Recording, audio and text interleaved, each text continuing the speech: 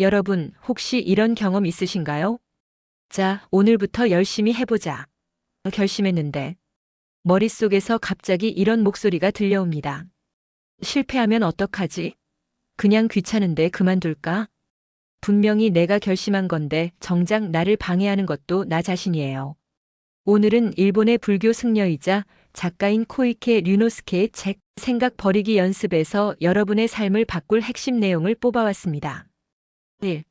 우리는 왜 생각에 방해받는가? 우리가 실패하는 원인 대부분 뭔지 아세요? 능력 부족, 운, 환경? 아닙니다. 저자는 말합니다. 지나치게 많이 생각하기 때문이다. 특히 문제는 부정적인 생각입니다. 우리 의식 속에서 일어나는 생각은 사실 제멋대로예요. 내가 하려는 일을 방해하고 내가 원하는 방향으로 살지 못하게 막아버립니다. 그 방해꾼이 적이나 환경이 아니라 바로 자기 자신의 생각이라는 게 핵심이에요. 그렇다면 어떻게 해야 할까요? 2. 오감을 갈고 닦아라. 이 책이 제안하는 해결책은 아주 실용적입니다. 바로 오감 훈련입니다.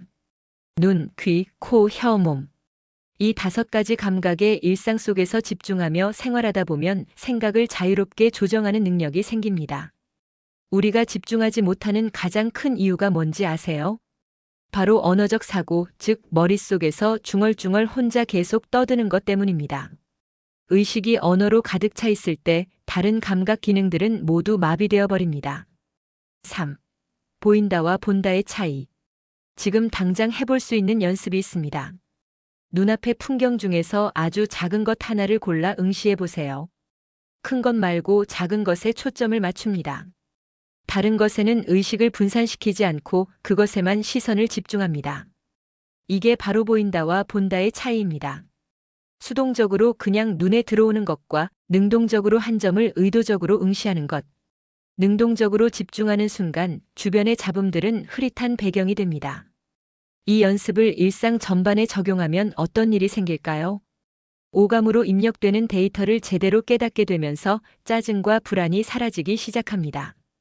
그리고 특별한 자극 없이도 지금 이 순간에서 충만함을 느끼게 됩니다. 4. 감정을 따옴표로 묶어라. 갑자기 화가 치밀 때 이렇게 해보세요. 머릿속에서 이렇게 말하는 겁니다. 지금 나는 화가 치민다고 생각하고 있을 뿐이야. 감정 상태를 따옴표로 묶어버리는 것입니다.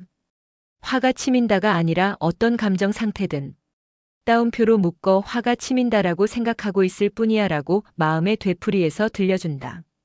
이렇게 하면 자신의 마음을 담담하고 객관적인 시선으로 바라볼 수 있게 됩니다. 마음속을 어지럽히던 생각이 따옴표 안에 갇혀 명확해지는 거예요.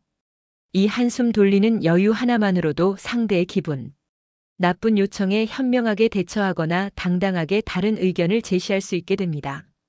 5. 호흡이 감정의 나침반이다. 여기서 질문 하나. 불안할 때 호흡이 어떻게 변하는지 의식해 본 적 있으신가요? 저자는 말합니다. 불안하거나 자기 자랑을 할 때 호흡이 아주 얕아진다고요.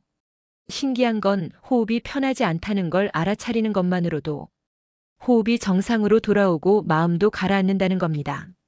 일상에서 지금 내 감정이 어떤 상태지? 를 호흡으로 확인하는 습관을 들이면 차츰차츰 자신의 감정을 훨씬 빠르게 알아챌 수 있게 됩니다. 지금 이 순간 한번 호흡을 느껴보세요. 6. 소리를 듣는 법. 이번엔 소리 이야기를 해봅시다. 지금 주변에서 들려오는 소리 중 하나에 집중해 보세요. 바람 소리, 에어컨 소리, 멀리서 들려오는 차 소리. 아무거나 좋습니다. 막연하게 들을 때는 그냥 지루한 배경 소음처럼 느껴지죠. 그런데 집중해서 들으면 그 소리 안에 의외의 정보가 담겨 있다는 걸 알게 됩니다. 있는 그대로 받아들인다는 것은 기분 좋은 칭찬을 들어도 으쓱대며 들뜨지 않고 소리 그 자체에 집중하는 것이에요. 들리는 소리를 좋은 소리, 싫은 소리, 좋지도 싫지도 않은 소리로 분석한 뒤 소리 그 자체를 듣는 일에 집중하면 아주 예리하고 명확하게 들을 수 있습니다. 더 나아가 이렇게 연습하다 보면 누가 칭찬을 해도 들뜨지 않고 누가 비난을 해도 과하게 낙심하지 않는 평상심을 유지할 수 있게 됩니다. 소리를 소리 그 자체로만 받아들이는 것. 이게 핵심입니다. 7. 비판하는 사람을 대하는 법. 이건 정말 실용적인 내용입니다. 누군가 여러분에게 비판을 퍼붓고 있다고 상상해 보세요. 저자는 이렇게 말합니다. 그 사람은 분노에 의해 머릿속이 자극되고 있기 때문에 자극이 들어오니 기분이 좋다고 착각하고 있는 것이라고요.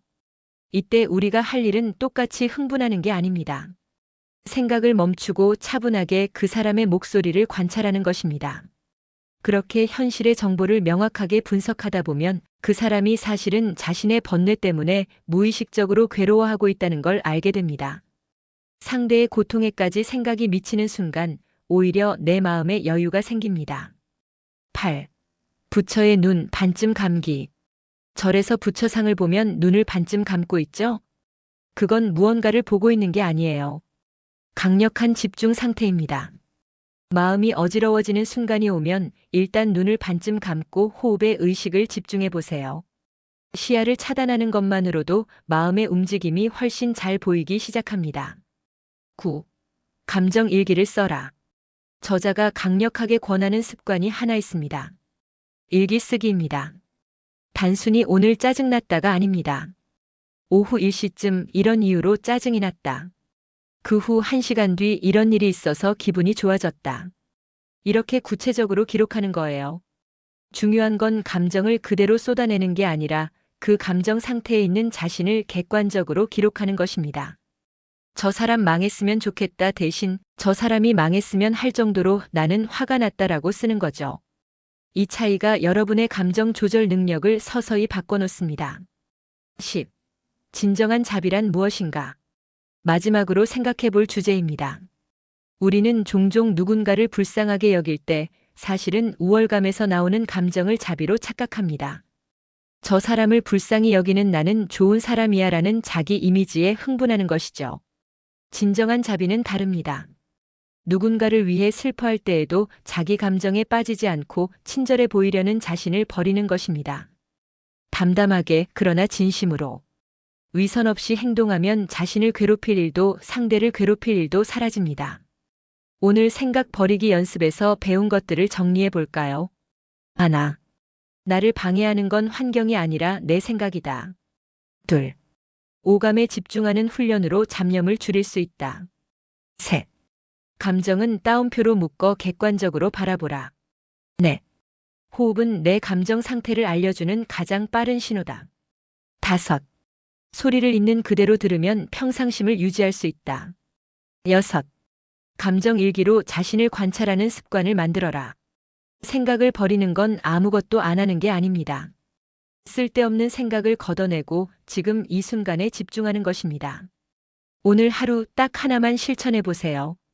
지금 눈앞에 작은 것 하나에 10초만 집중해 보는 것. 모아이 식구들과 함께 연습해 보고 싶어요. 오늘 영상이 도움이 되셨다면 지금 바로 좋아요, 구독 한 번만 눌러주세요. 다음 영상에서 더 좋은 내용으로 찾아오겠습니다. 감사합니다.